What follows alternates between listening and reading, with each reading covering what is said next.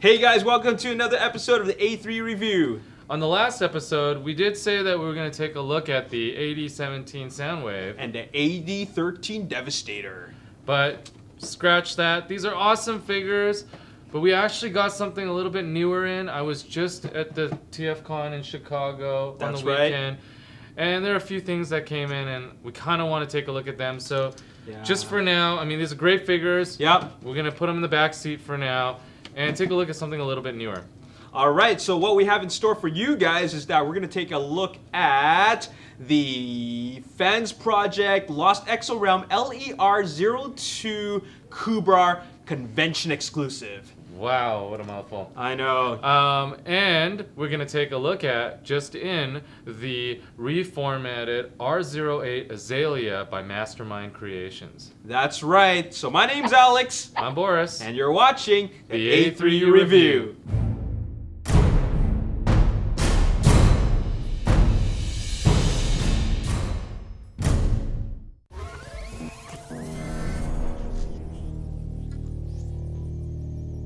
What we have in front of us is the Fansproject Lost Exo Realm LER-02 Cubrar convention exclusive. Now, I wasn't down at the convention in Chicago, right? Yeah, that's so right. I just want to know, how is it different? It's actually quite a bit different than the regular release. It sports a blue color, which we'll get to really see in all its glory. Yeah. And then again, it's got the little driver with the magnetic feet. It carries on the same theme as, you remember the Columpio exclusive from TFCon Toronto? Yep. Do you want to take a look at it? Let's take a look at it. I'm curious. Yeah, you haven't had a chance. No, I haven't. Beautiful, man. Okay. Let's get it out of the box. So once you take it out of the box, he's in his dinosaur mode. Just like the Columpio version, you got all this nice chromage going on. Yeah. And then his little rider or driver sits on the top here. And it's actually a slightly different mold from the last one. What I like about it the most is actually the distribution of the chroming. We've been seeing so many releases of just like robot toys in general where there's just so much chrome, right? So this is a great distribution of both chrome and matte parts, and it just balances really well. Yeah, it's good, and it's still got the painted feet, which is nice. They didn't go crazy on the chrome on that. The underside is pretty cool as well. Just gotta make note that when you pull it out of the box here, just the way that it's packaged in the box, the bottom isn't kind of clipped together, but once you clip it together, it actually hides the inside quite well. And then it kind of gives you a hint of what the robot mode is gonna have that's different. It's got this nice little blue belly. It comes with some accessories, an extra red head sculpt. Now from what I know, I don't think this is gonna come with the regular version. I haven't seen anything that indicates it comes with the regular version, so I'm not sure if it will. Otherwise, it comes with the sword and the two guns as well. And the two guns are kind of cool, Alex. I mean, they go on the hips, right? Yeah, they totally go on the hips. Yeah. Oh yeah, fully weaponized. Yeah, just what we're kind of used to, right? Yeah.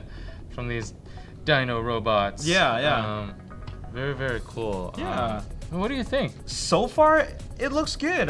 Like when I look at these things, the first thing I look at is, of course, the colors, and then now I'm playing with it a little bit more, and I'm really seeing the articulation. And for a like a dino or beast mode, you really don't need a whole lot of crazy articulation. I mean, all it really is a joint here, a joint there, and a little bit of this ball jointing over here to give it that little swivel, right?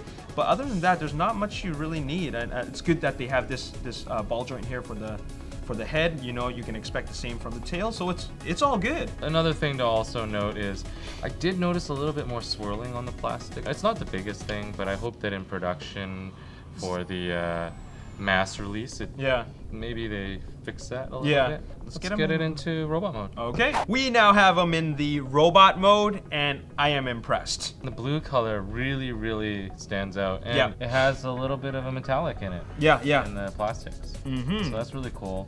And then here's the second head that goes with it. I'm not gonna put it on right now, but the red is pretty cool. I mean, you can picture it. I imagine when you put the red on, it could still look pretty good, maybe even better.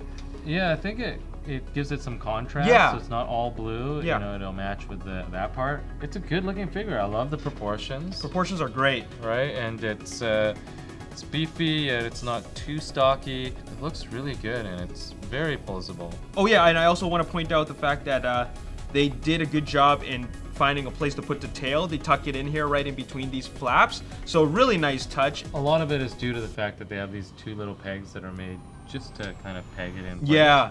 so it doesn't flop everywhere Yeah. either. So yeah, it's good. I have to say I actually like him more than the exclusive Columpio. Oh, okay.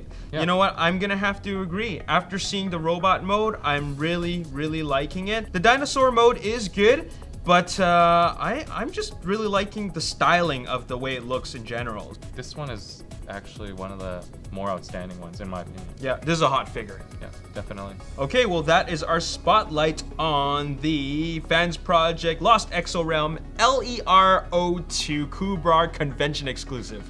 It's like a Starbucks order.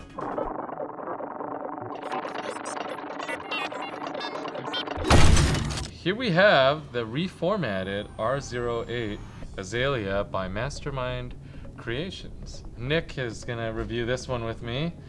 Welcome back, Nick. Haven't seen you for a while. Yeah, I've been a little busy with school and my other job, but yeah, it's good to be back. Yeah, but you always have time to review a Mastermind creation. Hey, their products are awesome. Yeah, I agree. Let's take a look at the box really quick here. So I like the whole theme that they kept with the whole reformatted box. You know, it's all of the reformatted series, of course, kind of have this. And then they have the nice window display. As you might remember, Hexatron had this. All of the Ferrocons had it. It's a very nice box. One thing you are gonna get, and I think this has happened on a lot of them due to shipping, is they've actually kind of fallen out a little bit. This doesn't actually wreck the figure or wreck the box too much. They do have a little film inside that kind of protects it. But, I mean, it could use a little tie down. Yeah, I think the film only covers the main body and a couple of the weapons. I think the guns, for the most part, aren't covered, and they're the ones that tend to fall off the packaging. Yeah, so I mean, if you're a customer that ends up getting that from any online retailer, it's not gonna wreck it. So don't be afraid of that, but maybe, you know, Mastermind will look towards having some better way to tie it down on the next one. Otherwise, I mean, the box is beautiful. Enough said about the box. Let's take a look at the figure, right? Yeah. Boom! By first impressions, I can already tell it's a little bit delicate. You can tell the legs are very long on this figure, and the feet are very small, right? That tends to be with the combination of the heavier torso. You're just gonna have a little bit more difficulty making it stand up or balance properly. But you know what? I think that comes with the sacrifice of the aesthetics. I really like just the whole general aesthetics with the different colored pinks. There's actually, if you look closely, there are two different pink colored plastics being used. If you just kind of take another glance over at it, you'll see that the weapons actually look really good, and the metallic color that they chose for it, it's kind of like a, I want to say like muted purple metallic pink. It's like a pearlish lavender. I don't know what to describe it. I don't know, guys. A rainy lavender. Oh yeah. And I like how there's like, you know, parts for pegs for the guns to kind of peg into. The swords as well can kind of peg into the sides, or there's actually little slots on the in the back. Yeah, and the weapons can also fold in. It kind of folds in on that hinge there. The one issue I run into this, as great as it is, there's just too much points of articulation. If you take a look at the shoulder, right, with the shoulder pads that swivel, there is actually two ball joints, one to attach the shoulder and then the one to attach the arm. So that's a lot of movement, and I think it's not a necessity for a figure this scale to have such a complex form of articulation. I think that causes the figure to kind of sacrifice, you know, its stability overall. Yeah, and you know, usually two balls are better than one, but in this case, maybe not, right? Yeah, definitely. One thing I do have to say is, I mean, as much as I love the reformatted line, she feels like she's not as consistent with the rest of the reformatted line in terms of the plastic. Maybe the design a little bit, but the plastic, if you were to compare it to like the Hexatron or the Feral Rex, that had a lot thicker plastic to it. Well, I think the overall design of the figure, it just presents more delicate features, and I think that just gives it that, you know, that feel overall compared to the previous figures, which were much heavier and thicker in design. This one is a lot skinnier, right? A lot thinner. Yeah, I almost felt like, you know, Hexatron and the Feral Cons were more of a toy to play with. This feels kind of more like a model, something you want to pose. You don't really want to play with that much. Even though I think it's actually quite durable. I'm not, you know, I'm not knocking it for that. It just doesn't feel the same in that sense. Definitely. Yeah, but I mean, let's transform it into its alt mode and, you know, see how she fares. So we have Azalea in the vehicle mode. It's very cute. It's very compact. I didn't think the figure would transform into something so small. There's something about it, even though it's so compact and tiny, and there is no such thing as this vehicle. It really, really, really looks like something that would come from space. I like how it comes with this little, it's almost like a stand, I guess? Yeah, yes. So it doesn't grind against the bottom of the figure when you're displaying it? Yeah. It was a very complicated transformation though. I saw you sweating a little bit. Yeah, it's, I think maybe I was a little careful because, you know, it just felt a little more delicate, like you mentioned before. It does feel kind of like an afterthought, but at the same time it doesn't.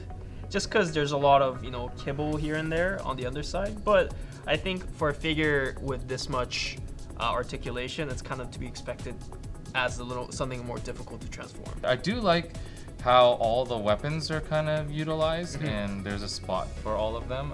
That is definitely something that is a highlight of this figure. And all in all, I think, you know, after it's transformed, yeah, as odd as it looks, it's actually really kind of cool looking. Yeah. So why don't we give it a rating? For aesthetics, I gave it an 8. I thought that this alt mode was really, really cool. The actual fembot itself was also very proportionate for the most part. The coloring was really great. I'm also gonna give it an 8 for aesthetics. I think it went above and beyond my expectations as a figure. And you know what? The contrast of colors and just the way it goes all together is quite impressive. For playability, I'm gonna give it a 6.5. I was at times afraid to break it, so I don't think I'll be transforming it a whole lot, but it was pleasantly complicated. For playability, I'm gonna give it a 5.5. Transforming it once was more than enough for me. I just felt like I was gonna break it every time I pushed the peg in a little too hard. But you did like the posability. Yeah, the posability was great. A lot of articulation, especially for its size. And innovation, I am going to give it a 7. I did like how it utilized a lot of the pegs to fit some of the weapons in and create something that added to the vehicle mode. And then I also liked that the actual transformation wasn't completely straightforward. And I think the design was unique. For innovation, I'm gonna give it a 6. I still think that the alt mode was still an afterthought, and as great as the figure mode was, I think, you know, there's just a lot to be desired. But I will give it that there's a lot of articulation for this particular scale. And compared to a lot of other third-party manufacturers, they went above and beyond for that. I guess overall, that's a 7.2 for me. And that's a 6.5 for me. There you have it. That is the reformatted R-08 Azalea by Mastermind Creations. And that's our episode for today. We hope you enjoyed it. So that's episode 16. Yeah! This is the end of the season. Episode 16 is the season finale. And, well, it's been awesome. Yeah, I mean, it's went by in a flash. Yeah. And I actually had some of you approach me at the TFCon booth saying that, when are you gonna do more videos? So maybe there's some catch up that you're gonna have to do in season 4 while we're on break. Yeah, that's right. If you've missed any of the episodes, this is your time to catch up on the previous episodes because we're gonna take a little bit of a break between now and season 5. But don't worry, it's coming in December. Yeah, we'll be back in full force in December, so catch up. That's right. And check out all the videos on the A3U review channel. That's right. We're going to have lots more stuff in December because it's going to be the busy holiday season. So make sure you subscribe. And as always, If you enjoyed this video, hit the like button, subscribe to the YouTube channel, like us on Facebook, Ages 3 and Up, and also follow us on Twitter at Ages 3 and Up. We'll see you in Season 5. See you in Season 5. Later. Later.